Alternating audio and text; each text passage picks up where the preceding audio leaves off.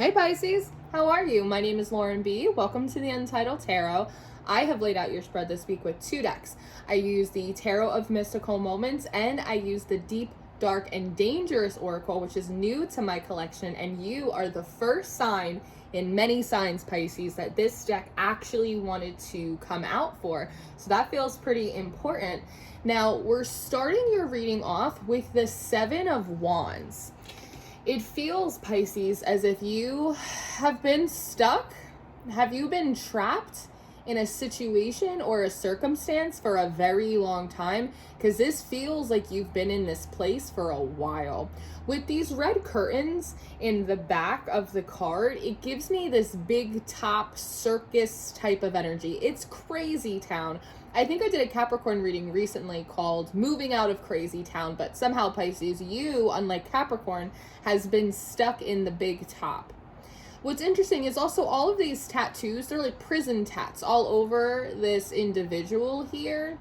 It feels like each one is representative of something that you've had to overcome, something that you've learned, something you've accomplished, a fight, a battle that you have waged in, and you've gotten quite strong throughout the process of this, but not strong enough to really pry back these bars and free yourself. There's also this sense of confusion that I get off this card. It's this feeling of like, why is this happening to me?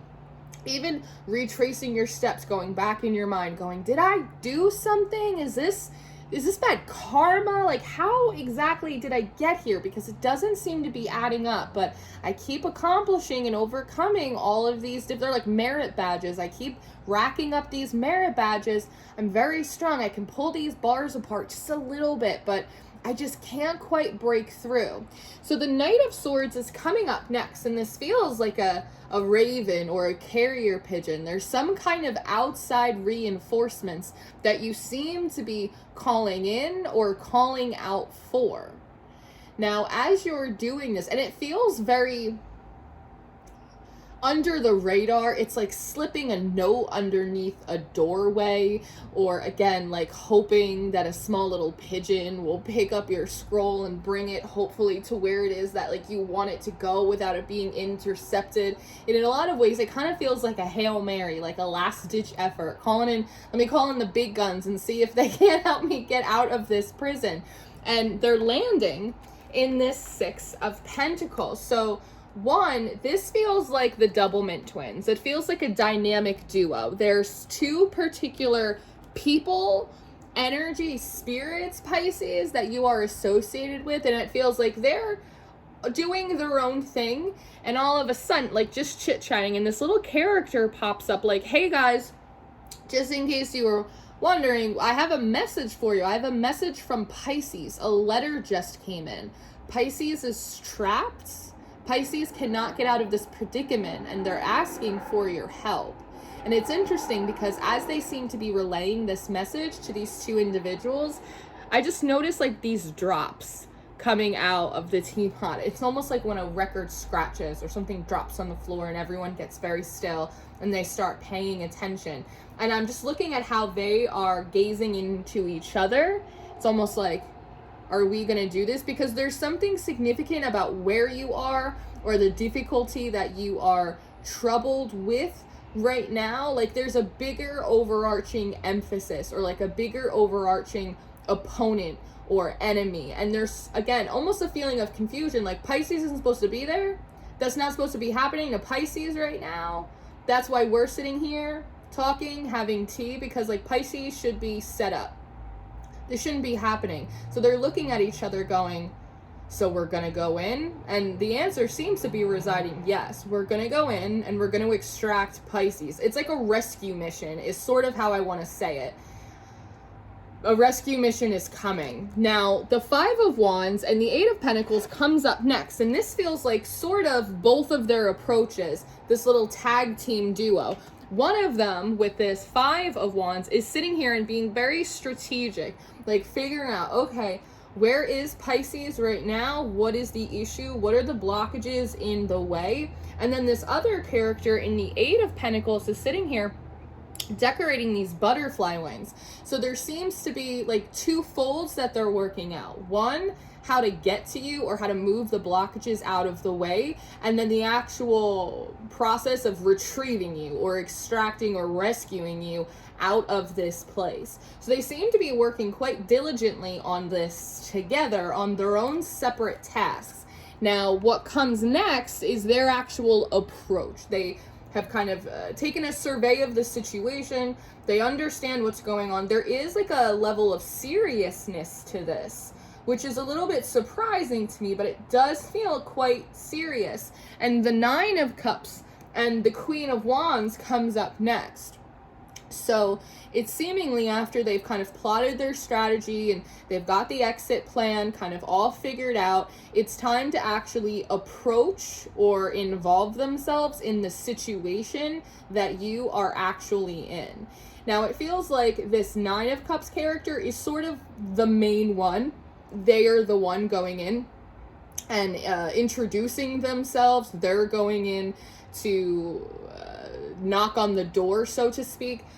The Queen of Wands here seems to be, with her sunflower, lighting up a big spotlight, which makes me feel like this feels less like an undercover extraction and more like a hostage negotiation, because they're putting the lights on really bright. It's like the Nine of Cups is coming in. We have come for Pisces. It's not secretive. It's not hidden. It's like very obvious, going straight for it. And this Chimera comes up next, the first card from the Deep, Dark, and Dangerous Oracle. And this seems to be something, someone, some energy that appears very big, very scary. It's like this three-headed being right here. And it seems to be guarding the gate. As if you, Pisces, are kind of, again, you're kind of trapped in this prison, but this is what's guarding the gate. You have to get past this energy before you can go and get close to Pisces. Now, the spotlight is on. They're face to face with this energy right here. And then the Emperor appears. This is when it gets particularly interesting. Now, this Emperor and this Chimera seem to be one and the same. At the very least, this Emperor seems to have some kind of authority or control over this creature, over this energy. If you notice, his hands are folded over one another on this staff. It's almost as if at any point in time, they could just pound their staff down and this creature would walk away from the entrance and you would be able to leave, or these energies would be able to come in. Now, this emperor here, how do you want to phrase this? Because it's very interesting to me. So, like I said, this Emperor seems to be one and the same with this Chimera, or it has some kind of authority over the Chimera to put it in place to begin with. Now, what wants to come through is the Emperor wants something. This creature right here, this Emperor, it needs to be appeased. It wants something. Again, it's like a negotiation. And it wants something from the Queen of Cups. Now, the interesting thing is my instinct is to go, oh, this Emperor wants something from you, Pisces. That's why it has you in this prison until you pay up or until you appease the beast. But it actually doesn't feel that way. This Queen of Cups energy feels like it's connected to the Nine of Cups. It feels like it's connected to the Six of Pentacles. And what does this Emperor want from the Queen of Cups? Seemingly the Knight of Cups. This character right here who has a heart that looks like a harp. One, it kind of reminds me in Harry Potter and the Chamber of Secrets, when in order to get into the Chamber of Secrets, you have to get past Fluffy, and in order to do that, you have to appease the beast. You have to play the music, right, to kind of lull it to sleep. Now, seemingly, it feels like this Emperor wants access, wants a connection, wants love, maybe, wants to get close to this Queen of Cups, to this Nine of Cups. And you, Pisces, seemingly just seem to be like a pawn in this game, is truthfully what it comes out. It's the idea of The Queen of Cups is not paying me any mind. The Queen of Cups is not giving in to my advances. The Queen of Cups is not doing what I feel like they should be doing. What is important to the Queen of Cups? Pisces. Pisces is important to the Queen of Cups. And so it's almost the idea of, if I can capture Pisces, if I can hold Pisces hostage, Pisces is a good bargaining chip, is kind of the way I want to phrase it. If I catch Pisces up, then it has to get the attention of the Queen of Cups, and the Queen of Cups will come to retrieve their ward, their mentee, their friend. The Queen of Cups will come to rescue Pisces. This is how I get their attention. Now, the Queen of Cups, this Nine of Cups, doesn't seem to be that impressed, because the Seven of Cups comes up next, and so there's almost this feeling of realizing, one, you have entrapped my friend here, my dear friend Pisces, and it's just because you wanted attention, because you wanted something from me. It looks like they're turning away from this energy, and one, they're pointing up at the sky, and this character is the Emperor, so obviously they have a lot of power and influence, they have a lot of authority, but this Queen of Cups energy seems to be pointing at something outside of the Emperor and saying, there are greater and higher authorities than you, there are powers out there that supersede your own. With the Five of Pentacles coming up next, it's interesting. As soon as I started laying out these cards, I have Game of Thrones playing in the background, and it's right when Cersei makes her walk of atonement, and everyone in the crowd is yelling, shame, shame, shame at her as they throw stuff, at her as she walks through the town. And so that is the feeling that I get from this, that this energy is actually kind of repulsed, that you would use my friend, use someone I care about, use someone that, works with me or I have a connection with, in order to try and manipulate me. You would hurt someone that I care about in order to manipulate me. One, there are powers out there that are greater than you, and two, how shameful of you to even try that. And even if it worked, even if we did come together, it would be so hollow and it would be so empty, because we are not the same.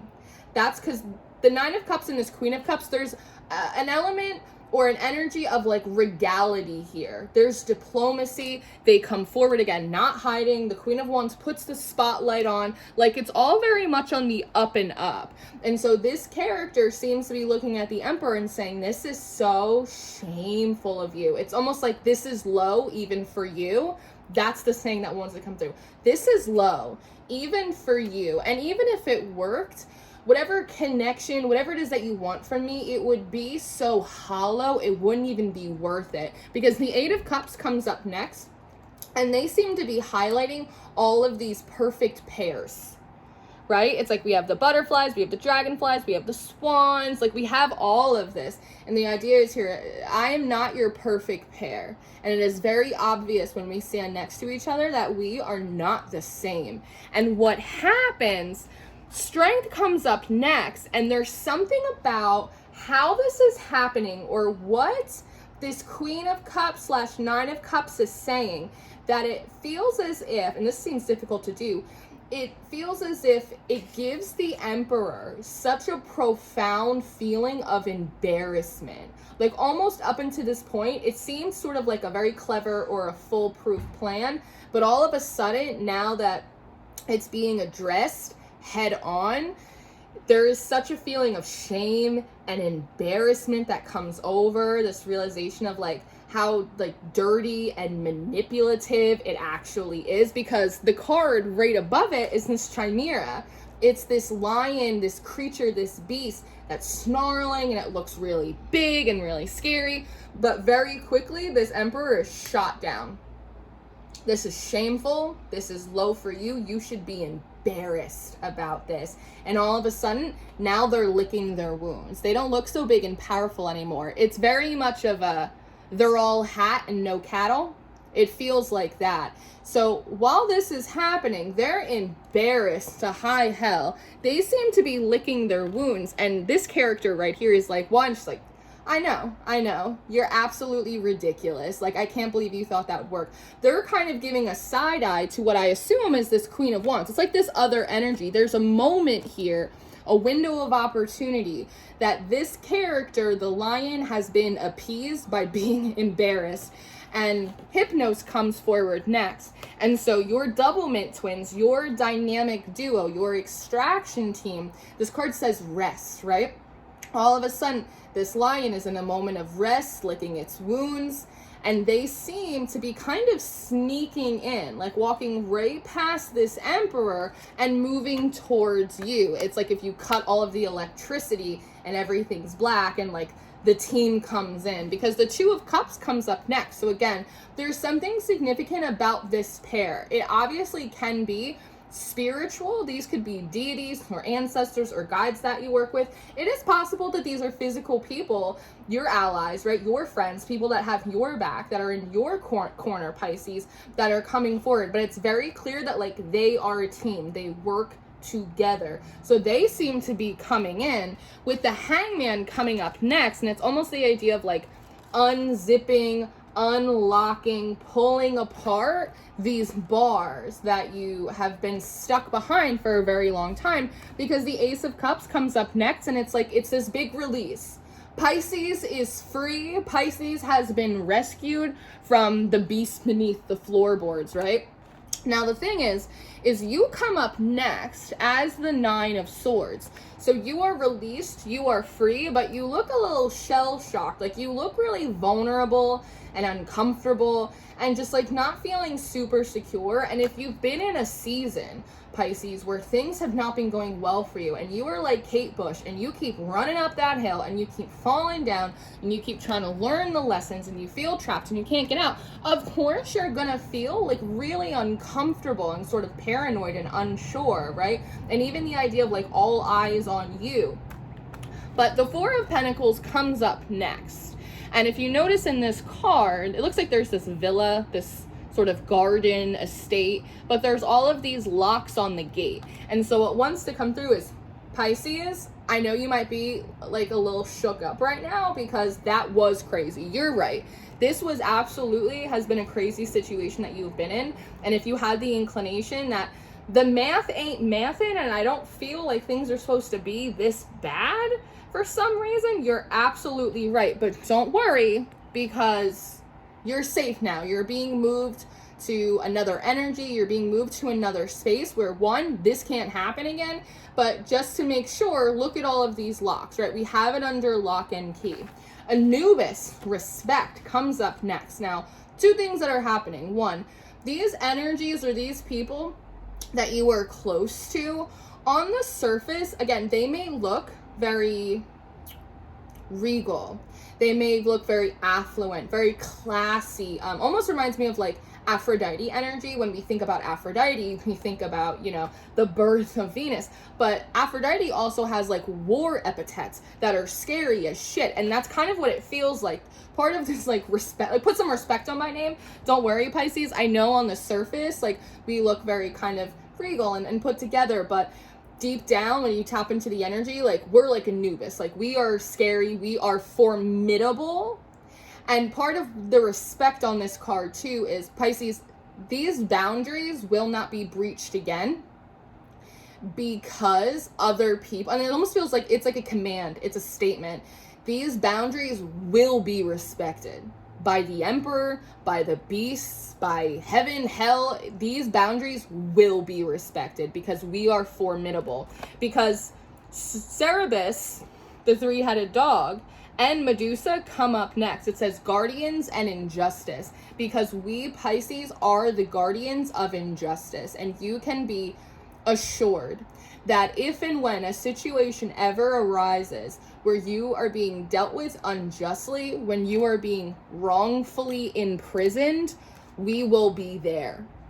And no matter how big or scary the opposition looks, don't worry, because we have our own Hydra. we have our own three-headed dogs. And while this one is all bark, but seemingly no bite, we might not have any bark, but we have all the bite you'll ever need. So don't worry about it. I also wonder with this Medusa if there is some guidance or instruction that will be coming in for you afterwards that will be personal to you and your spiritual practice about how to identify, how to prevent, how to banish these type of instances moving forward, right? So, Pisces, this is what I have for you. I wasn't even expecting to do another reading today after I did the Hermes and Aries reading before, but I just really wanted to come out for you, so here I am. I hope this was helpful to you. I hope this maybe explains some things if this is your story and it does resonate. I really appreciate you being here. I am going to go do an extended reading, so if you're interested in your extended reading or your monthly reading for December, those are going to be the top 2 links in the description box. I do offer personal readings, so if you need additional assistance, I would love to work with you. You can book with me through my website. And I always encourage you to check out Patreon because we have all of the monthly readings, all of the extendeds, weekly overviews, a tarot school, everything. So this is what I have. I love you so much. Thank you for being here, and I will see you next time. Goodbye.